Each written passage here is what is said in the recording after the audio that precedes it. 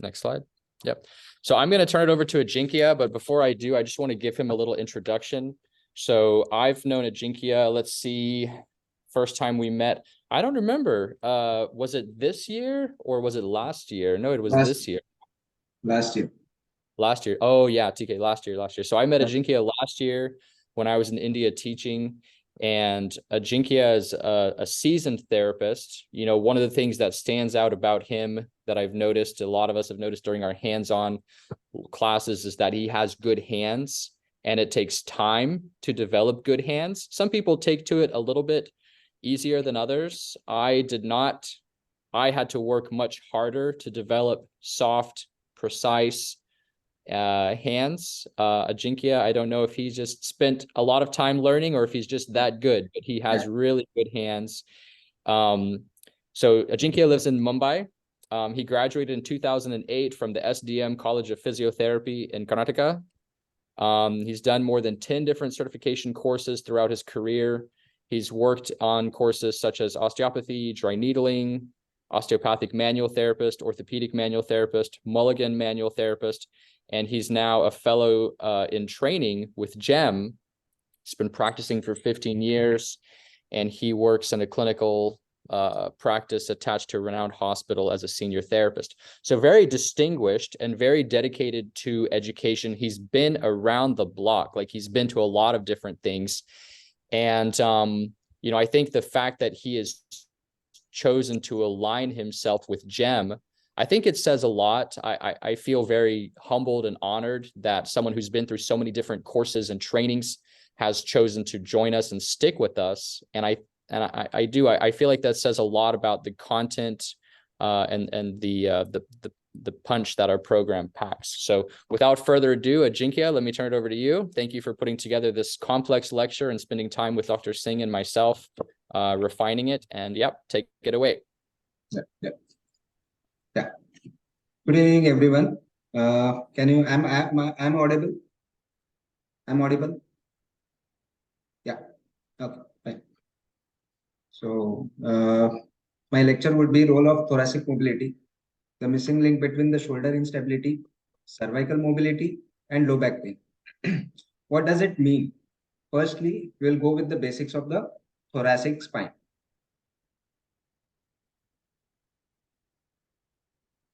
So, what is thoracic spine? It is the longest portion of the spine between the neck and the lower back. The thoracic spine is the upper and middle portion of your back. And you all know that thoracic spine consists of 12 T1 to T12 vertebrae. It anchors the rib cage, and working together, the ribs and the thoracic spine houses the vital organs.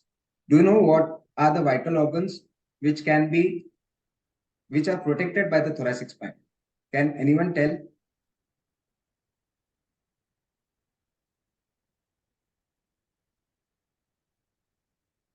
Which are the vital organs with the rib cage, the thoracic spine? Yes, lungs, heart and lungs, and even the pleural cavity. Even the pleural cavity. Yes, pleural cavity. Correct.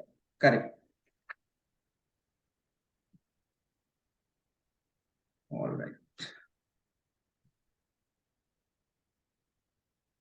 Even the pleural cavity.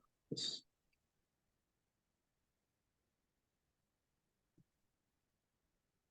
This is the largest portion of the spine.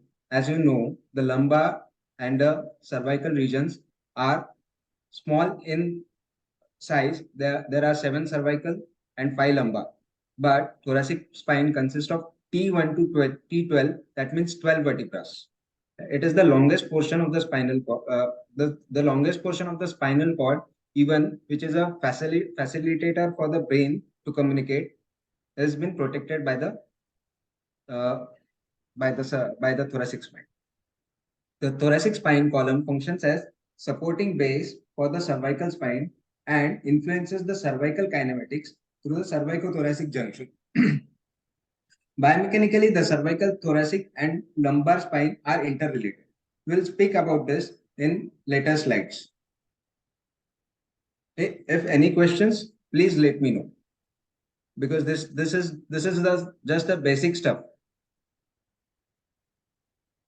which every PT knows in their PT school they have learned. So what happens at the thoracic spine? The considerable amount of time people spend sitting around using their laptops, using their mobile phones, and even for the leisure, watching TV causes the kyphotic posture. You can see in the picture how the person is having the kyphotic posture. He is working in the office, looking at the laptop, and thus here we come with the ergonomic advice for such persons. This when this posture is there for a longer duration of time, even the facial changes occurs in the cervical, in the thoracic, cervicothoracic area, and even in the front area, to the neck and to the chest. Even the facial changes occur at these areas. And that is why the posture starts getting more static. The concomitant thoracic spine motion is necessary to produce the complete range of movement at the cervical spine. That means when there is a flexion, do you just tell me how much cervical flexion is available?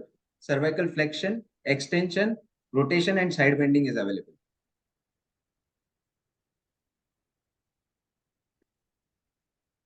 Can anyone tell me in chat box? Flexion 70 degrees, extension 80 degrees, extension 80 degrees, flexion 70 degrees, side bending 7, flexion 70, okay. Side bending 75, 70, side bending both sides 50 rotations, yes. Side flexion 45 degrees, okay.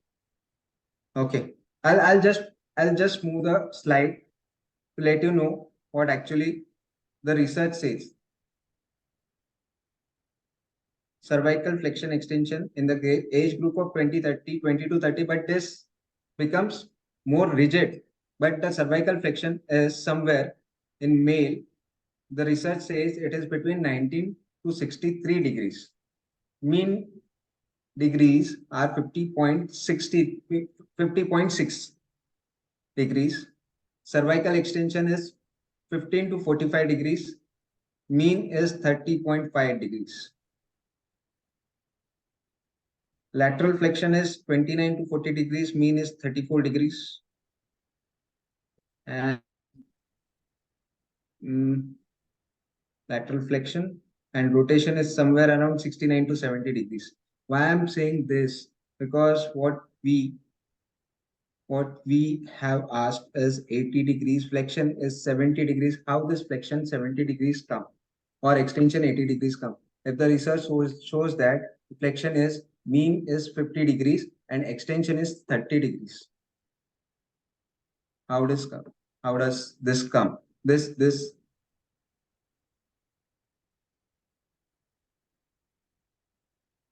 yes. So I'm just asking, if you are saying that cervical flexion is 70 degrees and research says that cervical flexion is somewhere around 50.6 degrees mean degrees. So what about that 20 degrees? And what about that if it is extension is 50 degrees, extension is 30 degrees mean, and if you say that extension is 50 degrees, what about that 20 degrees of extension and 20 degrees of flexion? Can anyone tell what happens if the research says so? That what about that 20 degrees? Yes, involvement of the upper thoracic position while taking the ranges, combined movements. Yes, upper thoracic. I can say more of CT junction, cervicothoracic junction. So combined movement, that 20 degrees of flexion or 20 degrees of extension can be due to the thoracic combined activities. It's simple process, I can tell you. If you put your fingers on the cervicothoracic junction, CT junction below C7 or C5, C6, C7, T1, and you start bending your neck at certain point of time after 50 degrees, you'll start feeling the movement in your thoracic spine also. You can try. Everyone can try. Just put 3 fingers on your C6, C7, T1 and start flexing your neck. At certain point after 50 degrees, you'll start feeling movements on the thoracic point, thoracic spine. Am I clear? Is anything I need to explain about it? I think you're good, Dr. Ajinkya. Yeah. So cervical range of motion is often reduced with alteration in normal alignment of the thoracic spine. So what is a normal alignment of the thoracic spine? What is a posture of the thoracic spine? Can anyone tell me what is the posture of the thoracic spine? My question is how the spine appears, thoracic spine appears.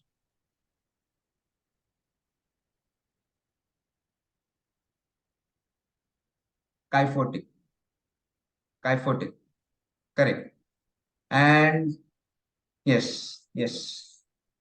Everyone knows. Everyone knows. So thoracic spine is basically kyphotic, and above it is and below it is cervical spine is lordotic, and lumbar spine is also lordotic. But the thoracic spine is kyphotic. So cervical range of motion is often reduced when there is a hyperkyphosis.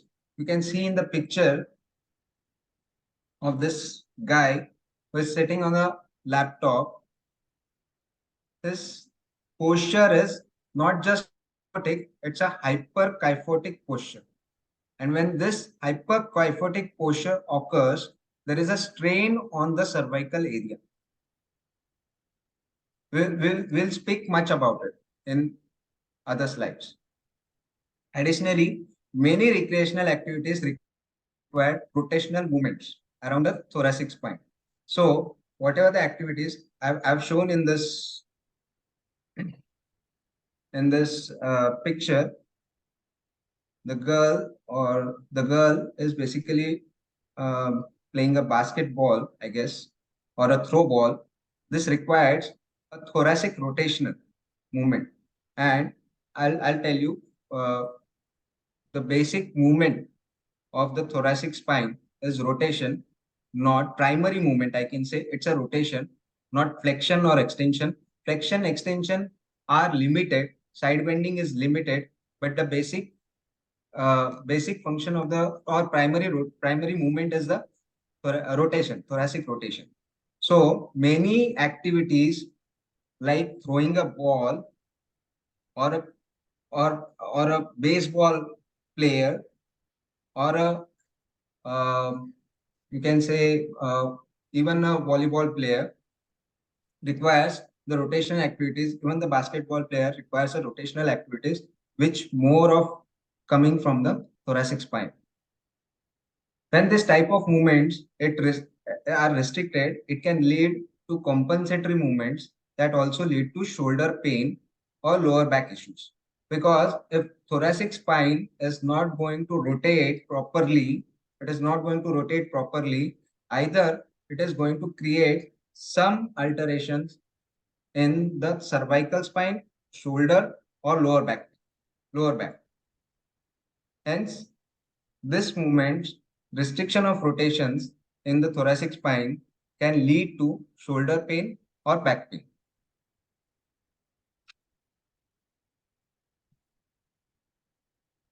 I just spoke about what research says in the why we want to assess thoracic spine. Why thoracic spine is such an important structure in our body. I know it is the longest. It is the longest vertebrae. Other than that, what is relevant? What is interdependent on the thoracic spine? One thing, many of the things can be related to the thoracic spine. One is like there are many researchers which tells that right from 1976, recent researchers also tells that many of the syndromes or many of the pain is interrelated to the thoracic spine. So a few of it is carpal tunnel syndrome, lateral epicondylgia, shoulder pain and dysfunction, shoulder impingement, neck pain, mechanical pain, chronic neck pain, lateral epicondylgia, shoulder impingement. I said chronic obstructive pulmonary disease. As I am done with the osteopathy also, I'm a diplomate in osteopathy. Most of the time we see the cases of pulmonary chronic COPD cases, ILD cases, which have restrictions in their thoracic area. The thoracic expansions are limited, and once we create a good amount of expansions in the people with this COPD cases or ILD cases, their lung functions improves. So that is one of the thing. Thoracic outlet syndrome, intercostal brachial neuralgia. I guess yes. Any questions in this? So just to summarize what Dr. Ajinkya said, thoracic spine can be related to a wide variety of disorders, from shoulder pain, elbow pain, upper back pain, lower back pain, symptoms down the arm, chronic obstructive pulmonary disease. It can be related to a wide variety of conditions, okay? And if you have restrictions or deficits in thoracic spine, the problems can translate to other segments of the body. Thank you. Yeah. Even not only the structural problems I said about the chronic obstructive pulmonary disease or ILD diseases can lead, the thoracic spine can lead to this problem, or the restrictions of the thoracic cavity can lead to this COPD and ILD cases. I mean, not lead to, but restriction can restrict the movement of the thoracic spine, opening Do you of have the is there an, like, if you simulated a heavily restricted thoracic spine and rib cage, like what percentage of lung function would you restrict in even like a normal person, much less somebody with COPD? I mean, it's probably pretty high. I don't know if there's a number from the research articles, but if you just simulated a restricted thoracic spine, Alexa mute. I think it's very heavy. One of the really cool things about all of this is this is a pretty hefty information, but this is not even everything. There's still more. You know, anytime, what the research says is that anytime you're dealing with someone that has nerve pain in the arms or in the legs, we call that neural tension. Anytime you're dealing with somebody with neural tension, whether it's sciatica or tarsal tunnel or carpal tunnel or anything like that, any kind of adverse neural tissue tension, you should manipulate the thoracic spine, because it's going to change and it's going to help those symptoms and what's going on. Even things like you can go from having a positive O-burst to a negative O-burst after thoracic spine manipulation. You can go from having a tight hamstrings to not having tight hamstrings after thoracic spine manipulation. So on one hand, thoracic spine manipulation is like magic, and really you should be doing it on most of your patients. On the other hand, like, you can't just think that manipulating thoracic spine will fix everything, but it's a part of treatment for just about everything that we do. And that's what you guys will see with the rest of Ajinkya's lecture. So I just wanted to jump in and just support the importance of thoracic spine, but also obviously you guys take it with a grain of salt. We have to be good clinicians and treat all the other things, but you should be, the take home is you should be treating thoracic spine, and you should give it very much the level of importance and stuff like that the research says that it has. It's very important in everything we do. I think we have a therapist who works with cancer patients. think she works in oncology, and she's saying the functional residual capacity reduces a lot due to decreased thoracic mobility. So some validation there. Yeah, and there is one more research I had read in the osteopathic literature that says that the patients with congestive cardiac failure, once they were the autopsy were done in these cases, the alterations in the thoracic spine were found. Wow, that's interesting.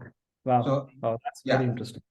even with the congestive cardiac failure, the alterations in Wow, the thoracic spine were found. wow, wow, that's interesting. Yeah, and that is in the research, that is there in the osteopathic books. Very interesting. Yeah. So what are the key features of the thoracic spine? Basically, the thoracic spine is capable of multiple movements in the several planes. There's sagittal plane, coronal plane. So there are many movements available. Coupling movements are available in the thoracic spine, but primary movement of the thoracic spine is rotation. Anybody has any questions about that? Why the thoracic spine is having a primary movement called as rotation? I don't know, because in PT schools we are taught that thoracic spines, all the movements are possible. There is no as such a primary movement. Flexion, extension, side bending, extension, and everything side bending is there. But about the rotation, this is a recent. Yes, I've started doing this. Okay. There are recent studies which says the primary rotation, the rotation is the primary movement of the thoracic spine. The other movements are flexion, extension, side bending.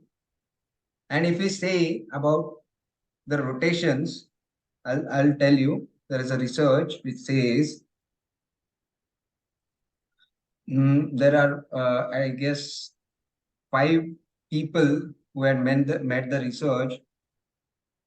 Hughes et al., William, Edmund Stone, and you can read the names. It's very difficult, but That's okay.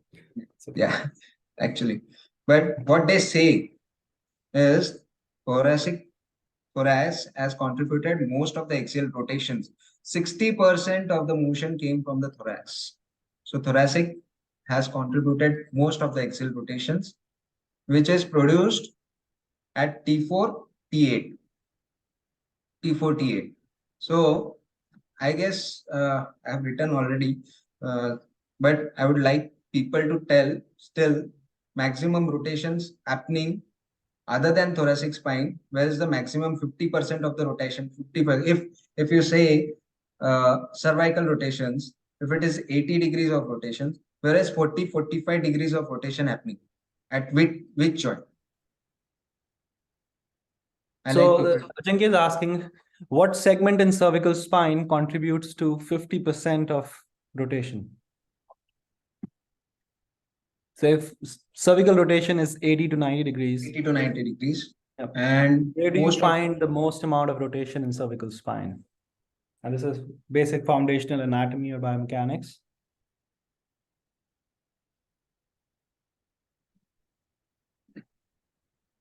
Anyone, guys? Okay. Anybody else?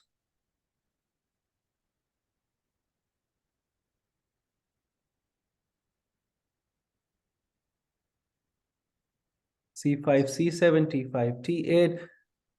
We are just asking about the Cervical cervical spine. Cervical spine.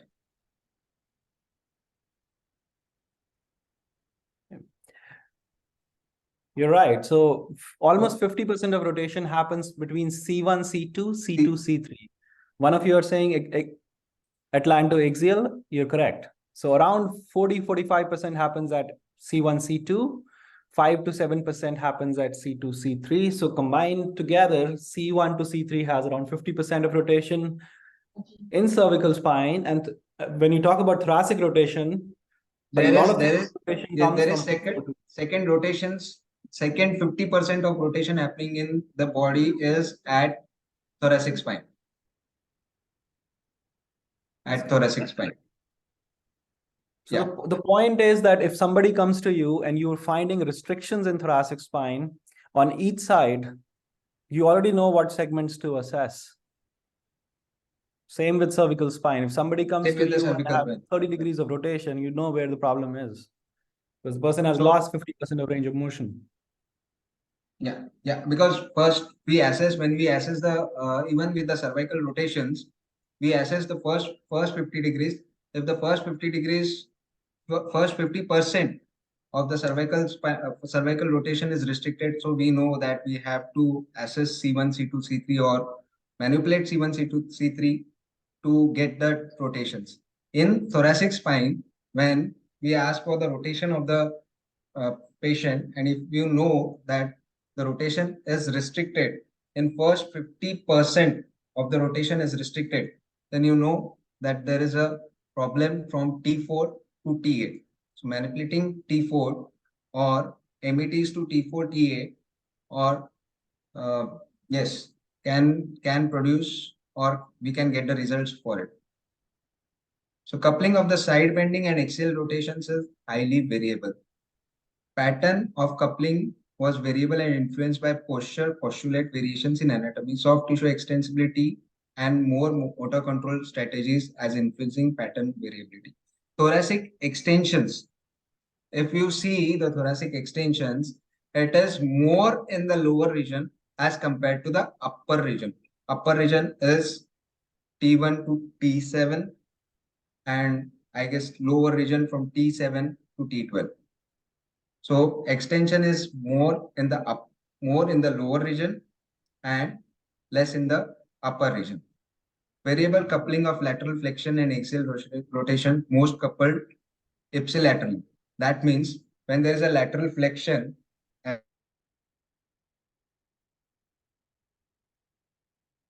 has to be coupled on the same side. So at 45 degrees of anterior trunk rotation inclination, it contributes to 54% of total trunk rotation. Whatever I'm talking about is the research. What was earlier, what I showed you, they have given the research for this. This all people have given the research for this.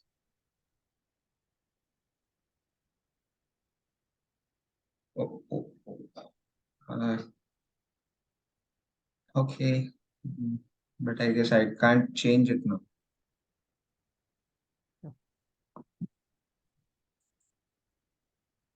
Is it okay? This is fine. I mean, keep going. Yeah.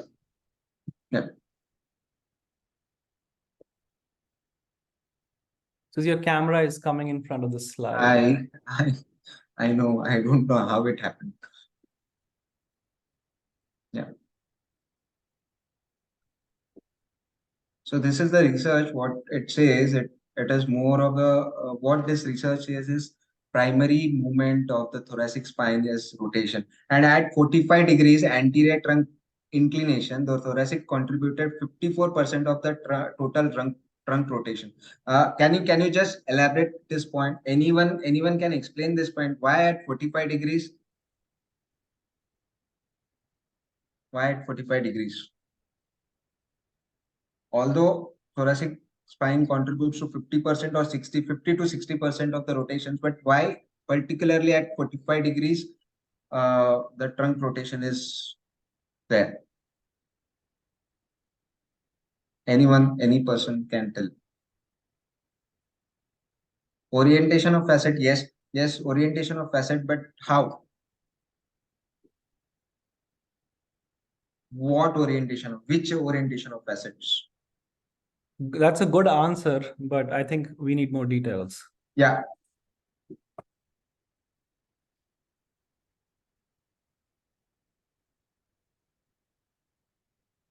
Anyone?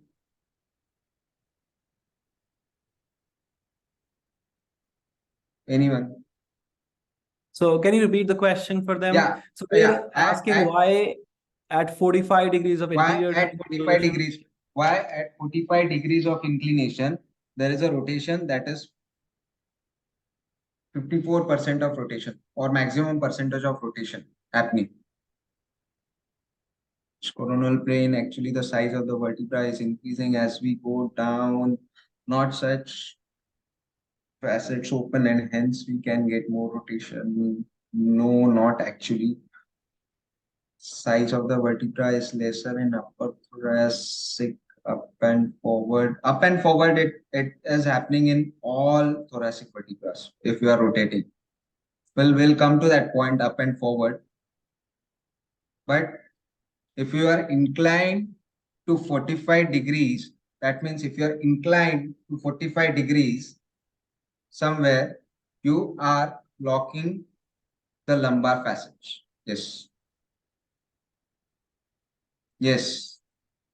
Versus has given the proper answer. The lumbar passage closes and become more weight bearing after 30 degrees. Correct. Nice. Good answer.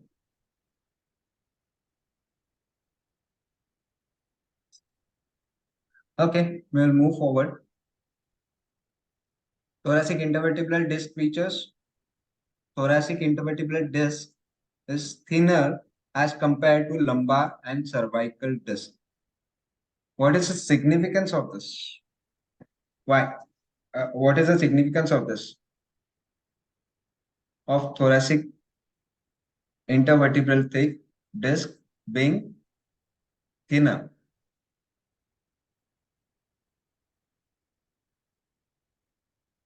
Anybody? What is the significance of this being intervertebral disc thinner?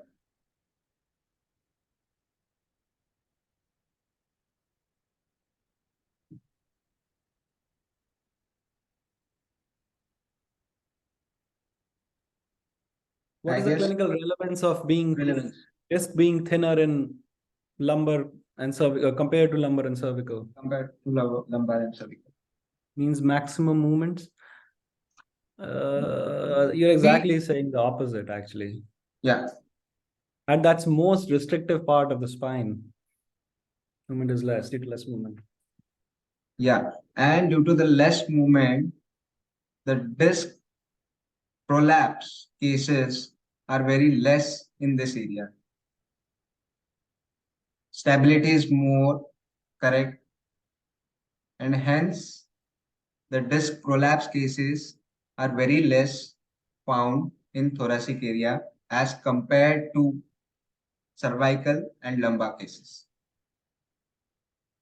The thing which can happen is loss of hydration and disc degeneration, which evenly occurs in old age cases. Most commonly occurs in old age cases. So that is the thing. Common disc related issues include herniation and disc degeneration, basically degeneration.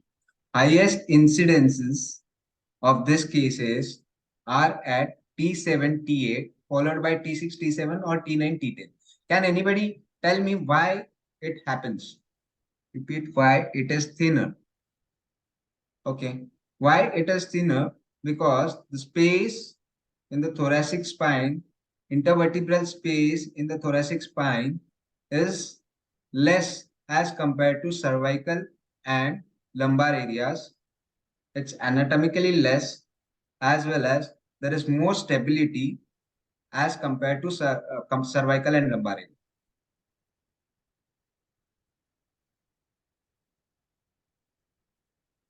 I think Dr. Jinke is asking why highest incidence of disc-related issues happen at T7, T8. Yes. Apex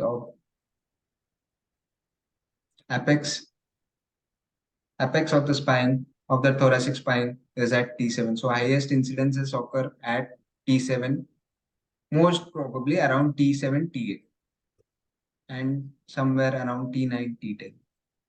Okay. Even the spinal canal is narrowest at T4 and T9, which are the critical zone, because there is very reduced blood supply in this area.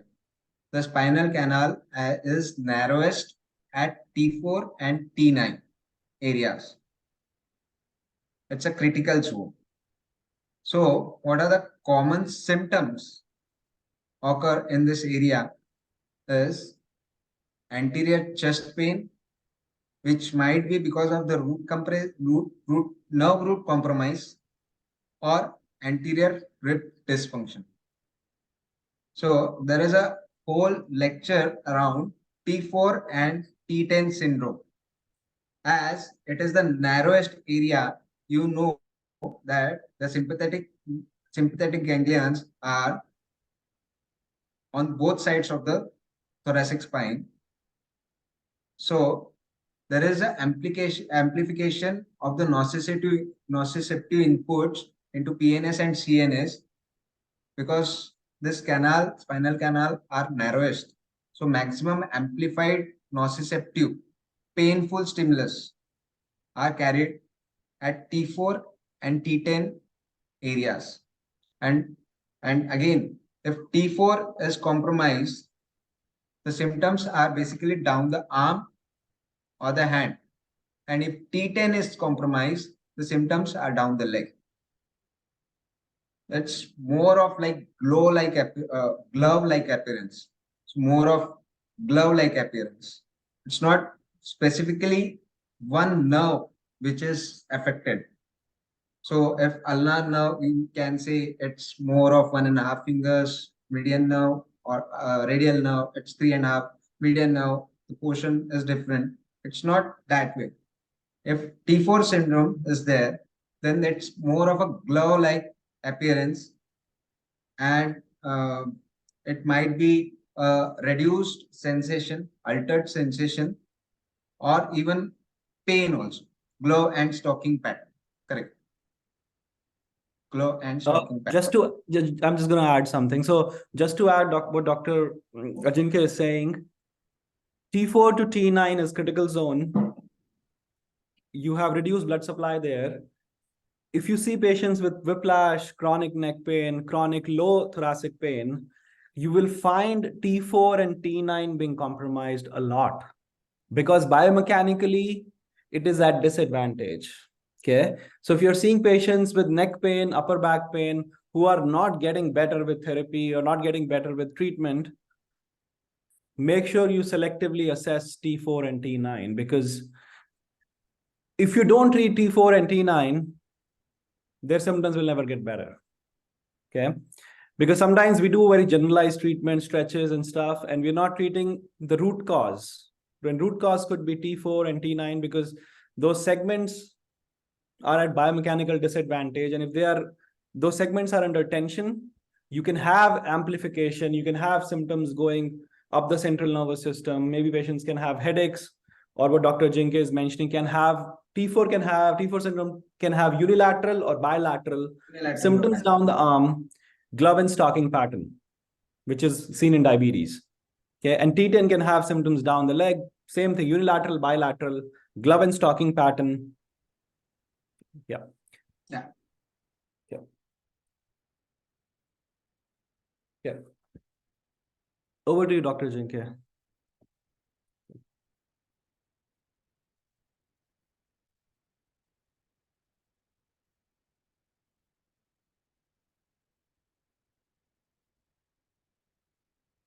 They supply the skin, dermatome, and send sensory and motor fibers to deeper musculature structures and various internal organs.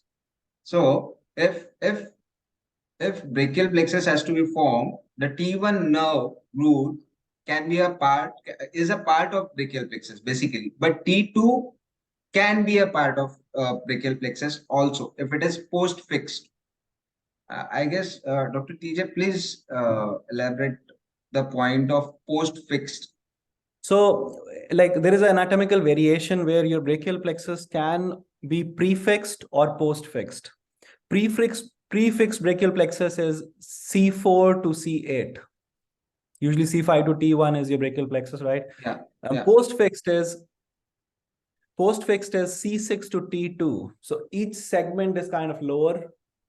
So what used to be C6 could be C7, what could be C7 could be C8, what could be C8 could be T1, what is supposed to be T1 could be T2.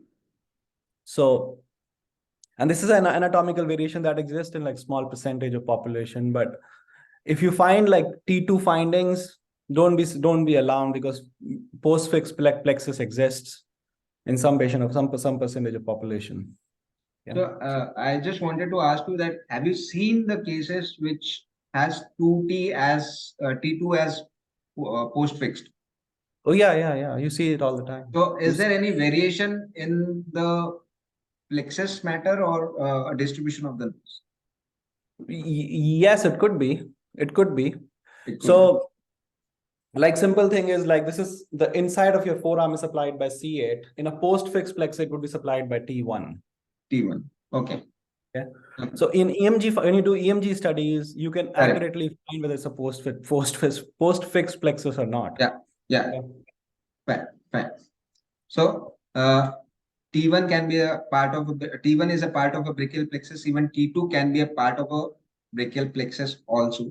There is a sympathetic chain, sympathetic ganglions, which are bilaterally throughout your thoracic spine.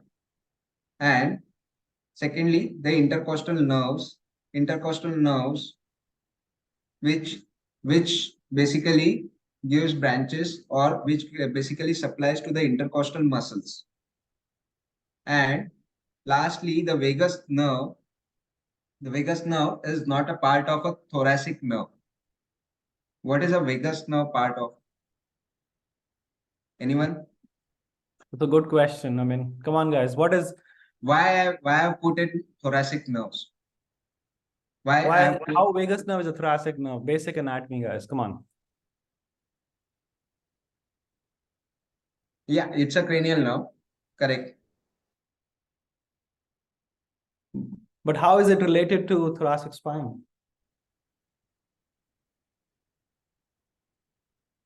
Yeah, it's a cranial nerve. It's a cranial nerve. Sympathetic nerve. Correct.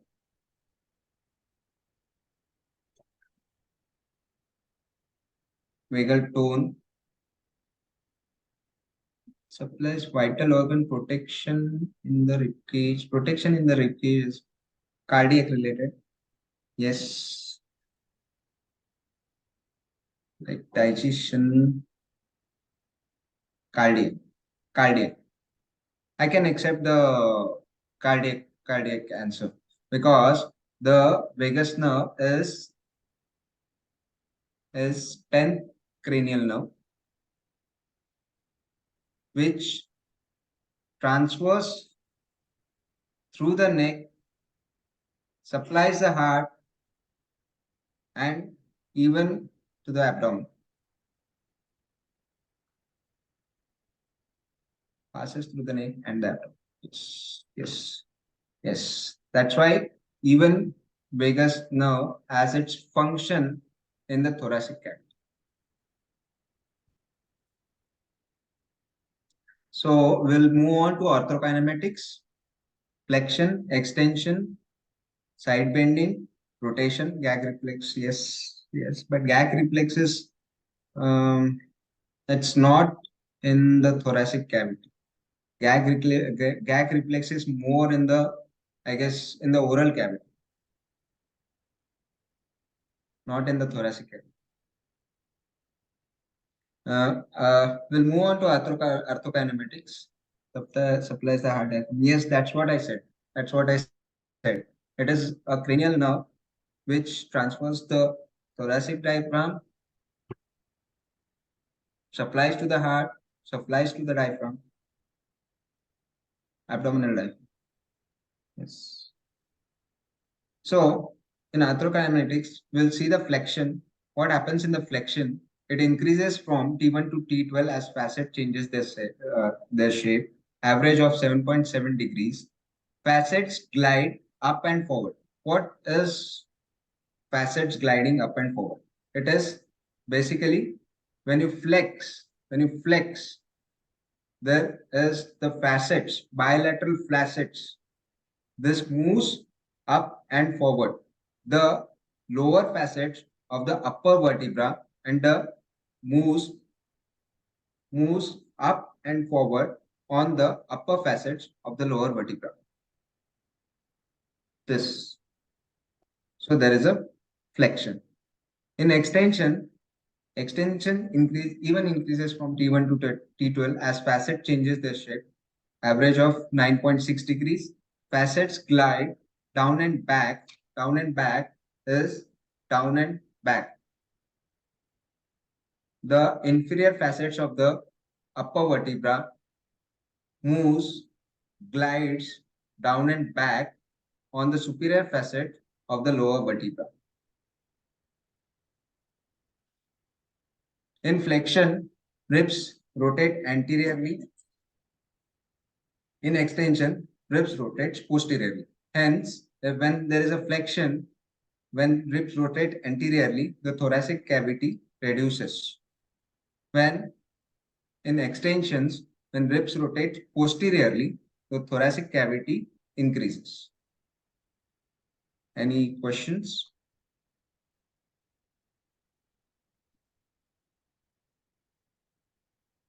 We'll see the side bending. Again, side bending increases from T1 to T12. Total thoracic side bending is 24.5 degrees. Facets moves down and back on the same side and up and forward on the opposite side. If you consider the picture of side bending, the third picture, the third image in side bending. So the facets are going on down and back on the side, right side bending, and up and forward on the left side, if you see the image. And in the rotation, same thing happens. When person is rotating to the right, the passage moves down and back on the same side, up and forward on the opposite side.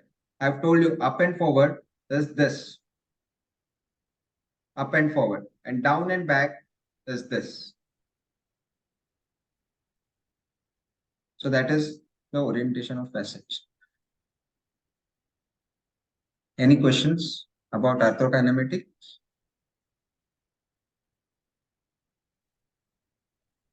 I can wait for the arthrokinematics. It's important also. If you understand, that's good. Simple biomechanics of the ribs. This is a PT school stuff, and basically pump handle movements. Rib increases, anterior posterior diameter increases in the pump handle movement. Basically, it happens in first to sixth rib. Bucket handle movements, 7th to 10th rib, which is basically middle portion. Bucket handle, it moves like handle up and down. Increases lateral diameter. Pump handle increases anterior posterior diameter. Bucket handle increases lateral diameter. And there's a caliper movements. Caliper movements occurs at just 11th and 12th rib because they are basically floating ribs. Hence the caliper movements are there. Yes. Any questions till now?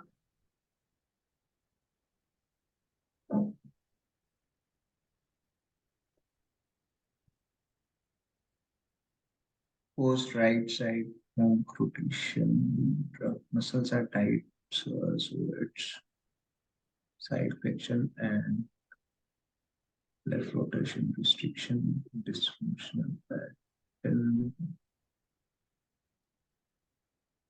I didn't got your question. I didn't get the question. So suppose right side bending of trunk muscles are tight, sir. So if side flexion, left side, this you mean left side flexion, left rotation restriction, dysfunctional pattern? LT means left.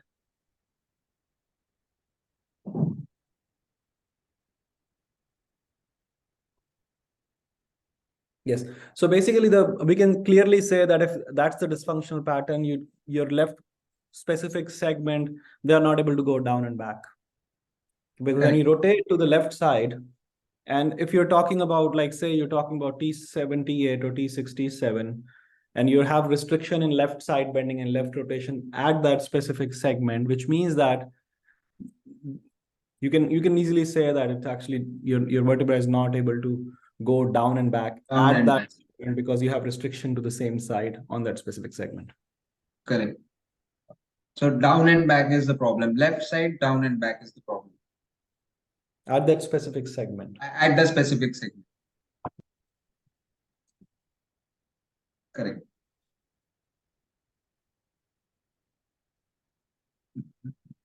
But pain is on the right side. If you I think you know, have to give us more information. Yeah. So you have to give us more information than this. You have to give us more information. the So you say left side bending and the rotation is. dysfunction can occur on both the sides, basically. I know Can- what you're trying to try, but I think you have to give us more. I know what you're trying to imply. You're trying to push it towards opening dysfunction, which I kind of Yeah. agree, but I think I think the restriction should be towards the opposite. Pain and restriction should be on the opposite side. And it should be with flexion, not with neutral. Not with neutral. Because Yeah. thoracic spine doesn't follow the Freud's law. Yeah, doesn't follow the Freud's law either. So Yeah. So, okay. Okay. Moving forward, what is a link between the thoracic and cervical spine?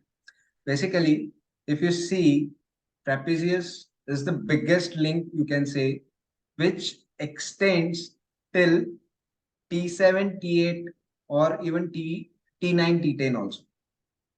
And right from the cervical region, right from the captus, occipital region, to the shoulder, to the entire thoracic spine. So trapezius is the biggest muscle, which is basically a link between everything, you can say, even with the shoulder, even with the cervical spine, even with the thoracic spine. The trapezius, levator scapulae, and serratus anterior. These muscles have attachment spanning in the cervical and thoracic region. Postural impairments in thoracic spine may lead to dysfunctions of this muscle. So what happens when there is just most of the time we see there is a hyperkyphotic posture in thoracic region. I have seen the straightening of the thoracic spine until and unless it's an ankylosing spondylitis or a bamboo spine. There is no straightening of the thoracic spine. So it is always seen, most of the cases are seen where there is a hyperkyphotic posture in the thoracic spine. So when this thoracic spine have hyperkyphotic posture, this muscles has strain on them, on their attachments, and hence when this levator scapulae or trapezius muscle are attached to the cervical area also, this gives a postural impairment of the cervical spine, and dysfunction of these muscles can cause cervical lordosis, more cervical lordosis. So change in the thoracic element have been proven to alter the mechanical loading of the cervical spine. This means that if there is change in all these elements like hyperkyphotic posture, strain on this muscles, trapezius, levator scapulae, and serratus anterior, or other muscles also, if there is a strain on these muscles, the mechanical loading on the cervical spine increases or alters.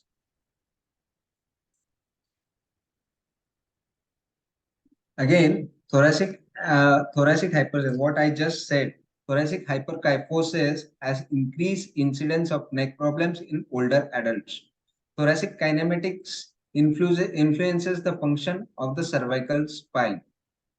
With thoracic articular treatment, neck pain improves, hence prove if this articular treatment of thoracic spine, if we do thrust and non-thrust mobilizations, has given a positive effect on the cervical pain, severity of the neck pain, and neck movements. So the thoracic kinematic influences the function of the cervical spine. You can see the last person standing when there's a hyperkyphotic posture of the thoracic spine, there is an increases of lordosis. And hence the mechanical stress on the cervical area increases. Most of these cases, I've seen both the cases, male and female, but I've seen more of female cases who have this hump in the CT area, cervicothoracic area, and have a forward neck posture. You can see this kind of cases.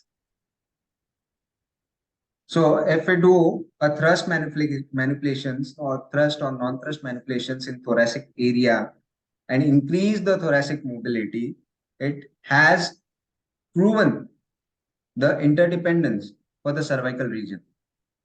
The severity of the neck pain and the neck movements have improved a lot. Moving forward, again, I told you about the shoulder.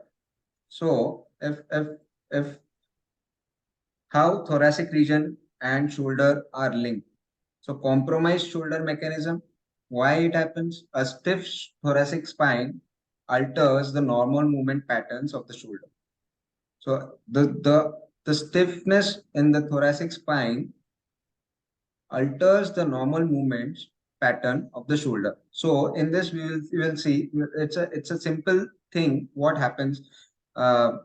Mostly flexion and abduction of the shoulder in the hyperkyphotic posture of thoracic spine is impaired. We'll see in next slide what happens. The disruption can cause muscle imbalance, poor biomechanics leading to shoulder impingement, tendonitis, and rotator cuff injuries. Can you tell me what are the rotator cuff muscles? Anyone?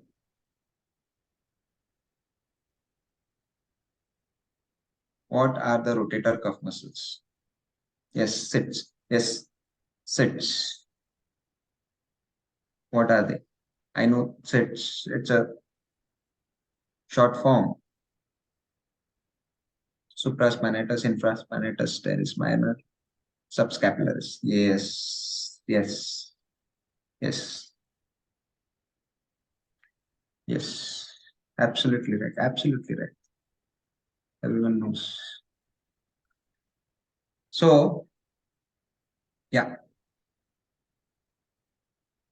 So there is a disruption of this muscles, the thoracic spine mobility, and this can lead to rotator cuff issues, even tendonitis, and shoulder impingement. I'll tell you how it happens. Postural imbalance, basically, what happens? Thoracic spine stiffness often leads to rounded shoulders. Rounded shoulders roll forward and chest collapse. So if you see sideways, so it's this. Basically, you see many cases with even with the shoulder pain as a rounded shoulders. The shoulders are rolling forward and the chest is collapsed. Even in the cases of COPD, you see these cases. COPD and ILD cases, you see rounded shoulders and chest collapse. The postural imbalance places excessive stress on the shoulder joint, leading to pain, instability, and decreased athletic performance. It's very important to mention the athletic performance. It can lead to edema of shoulder, yes, can lead. But even more of thing is that AGMR is more of a shoulder related case. Anterior glide medial rotation is more of your shoulder mechanics rather than thoracic. Thoracic can lead to, but not always. Dr. TJ, I guess I'm right. Can you Yeah. just I agree with you on that. Yes. Yeah, because AGMR is more of a shoulder cases. It the thoracic hyperkyphosis can lead to AGMR, but not always. Absolutely. Not Absolutely. always. Yeah. Yeah. I think one correlation you always have with AGMR is, I shouldn't say always, but more likely is like down downward scapular downward rotation of the scapula. Downward Yeah, rotation. of the Yes. scapula. So the kind of rhomboid dominance which you find, Correct. that is much more common than just having kyphosis. Yeah. Yeah. Correct. So next slide, I'll tell you what happens. The effect of kyphotic posture on the shoulder flexion. This is restricted range of motion in the thoracic spine limits the shoulder ability to move into end range flexion and end range abduction. I want everybody to try this. Just at your place, try to slouch your posture, try to slouch your back, try to slouch your upper back. And when you are slouching your upper back, just raise your hand forward. Just raise your hand forward. And just see how much amount of flexion you get. Is it full 180 degrees of flexion or is it restricted? Just do it. I bet everyone has limitations. It's restricted. Even slouch your posture, do abduction activity. I can see that maximum the range in the abduction can be achieved is just 90 or 100 degrees. It can't go beyond that. Just try abduction also. Just slouch your posture in the thoracic spine and try to abduct, abduct. Yeah. Yeah. So the range of motion decreases. Absolutely, it decreases. Now, in the same thing, you do a thoracic extension and do the full range of motion. You can. Hence, it is proved that the kyphotic posture in the thorax leads hyperkyphotic posture in the thorax, or alteration of the thoracic spine extension can lead to like shoulder range of motion, reduced range of motion. So in this cases, if we see that the patient is coming to you and he's saying to you that I don't have a full range of motion, I can't raise my arm above somewhere above 100 degrees, and you start treating shoulder. How much ever you start treating shoulder, you do mobilizations, you do mulligans, you do each and everything, you do needling to traps, everything, until and unless you do manipulations or work on thoracic extensions, this full range of motion is not going to happen. This leads, as I said, this leads to stiffness and impaired muscle activation patterns around the scapula and the shoulder. And this ranges what Eric Cressy and Mike Renaud says, that this ranges basically can differ from person to person, from individual to individual. This can be variation. The flexion ranges even in the hyperkyphotic posture of thoracic spine can vary because of the laxity of the joints and shoulder movements. So it is depends on individual to individual. It changes from individual to individual. Any questions on this area? Any questions?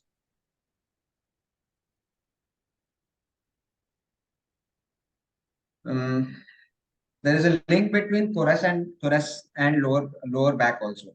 The intrinsic muscles, basically erector spinae group and transverse spinalis group. Erector spinae group are iliocostalis, longissimus spinalis, The main extensor of back, like back extensor, backward bending. Transverse spinalis group. There are several muscles in this group, including multifidus, the small muscle, which is very, very important. I guess we have a lecture on multifidus also. So without a proper thoracic mobility specific in rotation, the low back will compensate, which creates more compression and shear force in the lumbar spine and can potentially lead to disc issue. The important point is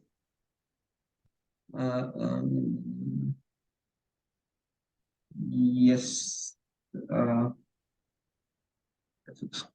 kinematics and aging. Yes, correct. So, without proper thoracic, as we said, the thoracic has maximum rotations. 50% of the rotations of your body is coming from the thoracic areas. And when thoracic mobility is restricted, and specifically in rotations, what happens? There is a shear force and between the lumbar spine and the thoracic spine, like thoracolumbar area or the lumbar area, which tries to rotate more. Hence, there is a most common problem happening in this lumbar area due to the improper thoracic mobility. So there are more disc issues in the lumbar area due to the non-functional rotation of the thoracic spine. So how we address the thoracic stiffness? Basically, work on thoracic mobility exercises, incorporate the exercise that promotes more thoracic mobility, such as thoracic extensions, foam rolling and cat-cow stretches. I guess foam rolling everyone knows, cat-cow stretches everyone knows. This exercise can enhance flexibility and reduce stiffness in the thoracic spine, thoracic region. Addressing the thoracic spine stiffness, one thing is pay attention to your posture, both during the activities and throughout the day. Follow corrective postures technique throughout the day. It has to be throughout the day. Whenever you have to change any posture, it has to be throughout the day. You can't just do it as an exercise. Morning I did for 10 times, afternoon I did for 10 times, and evening I did for 10 times, and that's enough. It's not. It's biofeedback. When you know that your shoulders are falling forward, you have to make it straight. So you have to explain the patients that it is a postural correction technique which has to be followed throughout the day. Avoid slouching or rounding your shoulder forward. Strive to maintain an upright posture. Ergonomic adjustments in your workplace can also play a significant role in supporting proper posture. Like if people at the place, people at their workplace doesn't get back support properly, they usually sit forward. They don't use the chair back support. They usually sit forward and slouch back. They sit forward, they don't use the back support, and they slouch back. That time you have to ask them to sit proper, take your chair forward, or use some pillows and use the back support. Your chair back is meant for your back support. So use the back support. That is the adjustment you have to make sure do at workplace. Addressing again thoracic spine stiffnesses, engage in the exercise which are like such as rows, scapular retraction, push-ups, even wall push-ups can do, and strengthening the muscles that perform movements and stability, which can improve shoulder mechanics and elevate pain and reduce the belly. Thoracic thrust, non-thrust mobilizations have been shown to produce positive effect on the severity of neck pain and neck movements. We have already spoken about it. Again, if there's no changes after this also, we require rest. We have to reduce or stop the overuse and repetitive motions which are exacerbating the shoulder pain. Can be a shoulder pathology. We need to check for the shoulder pathology also. We need to check the shoulder also. We need to treat the shoulder also. We need to give the rest to the patients if certain activity is aggravating or certain sports is aggravating. Which sleeping posture is good for rounded shoulders?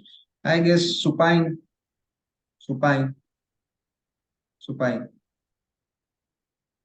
Considering modifying his technique, consider modifying patient's technique, taking rest over a periods to allow for proper recovery. I guess supine posture, and if this stretching exercises are given to the patients to increase the thoracic extensions, that can be helpful to the patient with the rounded shoulders. It includes cat and cow stretch. I've shown open book stretches, thoracic extension or foam rollers, doorway stretches, and chair sitting thoracic extensions. So this basically this chair sitting thoracic extensions. There are lot many exercises apart from this. You can check for it. Most important for this rounded shoulders, I'll try to say that postural awareness training steps are important. How and what you do to the patient, what you tell to the patient. First and foremost thing is understanding the problem. This patient should understand what is happening to the posture. Make them stand in front of mirror in sideline. Ask them to see how their posture is moving. Ask them to see the rounded shoulders. Ask them to see the forward neck posture. Try to correct that posture. Demonstrate the correct posture, basically. Explaining every motion that should be made. What you have to explain them. If try to stand, touch the wall, belly buttons in and down is retractive abdomen, soft contractions, knees not hyperextended, slightly bent, shoulder back, try to touch the shoulder to the wall, that is scapular retraction, do external rotation in the shoulders to accompany the motion. You can do this, I mean to say, you can do this external rotation, chest up, and chin slightly tucked in. So basically touch your back of your head to the wall. So try to maintain this posture as much as possible. Have the patient try them first time, still going over every cue. May you need to repeat this posture to him couple of times more. Make him practice what steps has to be added. First, contraction of the belly buttons, shoulder retraction, back of the head touching to the wall, slightly bending of your knees. Step by step, make them aware. Then what time is the till what time? Just You went finishing. over a little bit over, so maybe I think we're almost done. Maybe like finishing. Yep. I guess this is the last slide. So basically, command him, tell him how to correct the posture, make him reminders can be set in his mobile or even in the watch, today's smartwatch, to maintain this posture every time. And I guess thank you, that's it. And there are the references which I have added from where I have taken the entire stuff. Guys, do you have any questions? And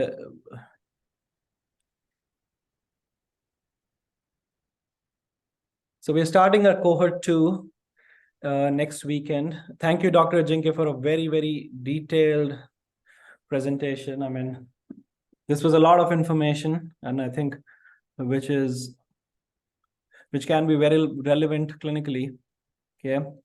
And if you have any questions for me and Dr. Ajinkya, I think we'll stick around for a few more minutes. Okay. Doorway stretches.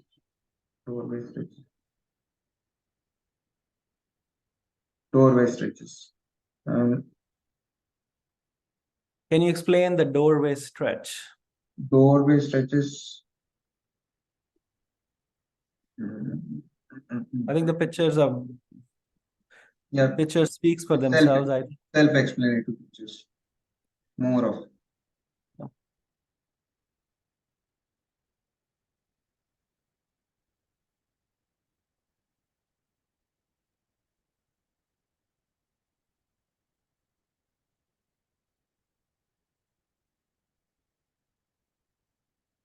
Any questions? Any questions? Dr. Hassan from Canada is teaching tomorrow regarding lateral hip pain.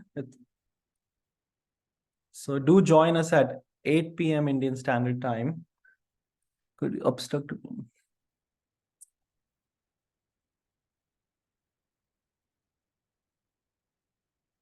I am thankful to Dr. TJ and Steve to give me opportunity to have a lecture. Okay. And I even think there's a helping me question out. for you, Ajinkya. COPD is an obstructive disease. Shouldn't thoracic mobility be effective only restrictive diseases? Not really. I think it can affect the obstructive diseases too. It's not about obstructive disease. It is basically a thoracic mobility. So it's even in the osteopathic literature as a cardiac patients also had restriction in the thoracic spine. So even COPD as well as restrictive as well as obstructive, both. I'm sure about it.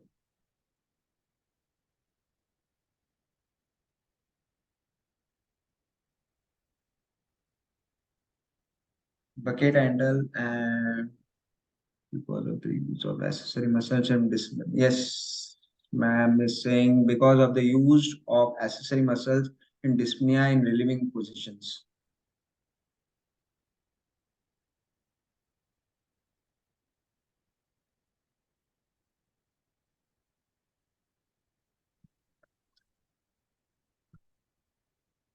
Bucket handle and pump handle superficially. What do you mean? Can you go back to the slide, like previous slides? Yeah. I didn't. The bucket handle, pump handle slide. What else? So I mean, pump handle is basically increasing the AP diameter. AP diameter. Your sternum is moving anterior posteriorly, and then bucket handle is your ribs are moving mediolaterally. It is mostly common in the lower ribs, 7th to 10th.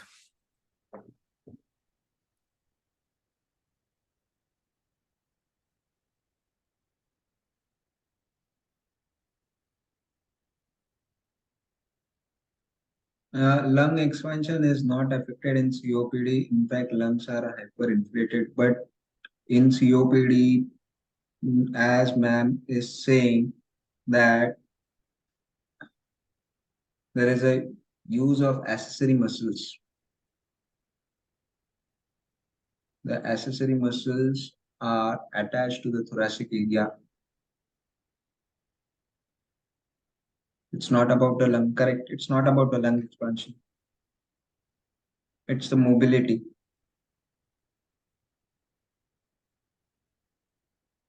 So it takes the prefix level for what? Prefix, postfix. I'll share some information on prefix, postfix, plexus on the group. Yeah. Because I think that it's not talked about a lot, but because I have done nerve conduction studies and I'm trained electromyographer, I think this is like my interest area. So I think I'll share that on the group, because I think that can really confuse you when your abductor pollicis longus or opponens pollicis longus becomes T1 instead of C8 muscle. So, and that's why prefix, plexus, and fixed plexus matters, because I mean, when we are trying to find root problems at a segmental level, the specificity matters. Okay. WhatsApp link is not working. I think WhatsApp links are working. We are sharing all the information on the group. Okay. If you have any questions regarding joining cohort 2.0, you can reach out to Dr. Thrumi. She has all the information. Okay. And yeah, she has all the information.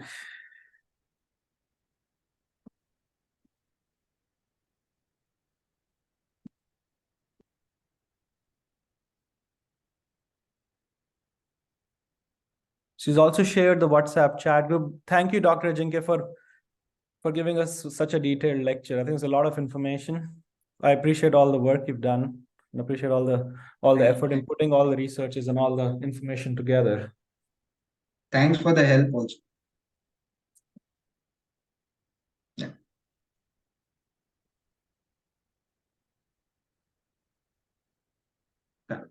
Thank you. Thanks, everyone. Thank you, guys.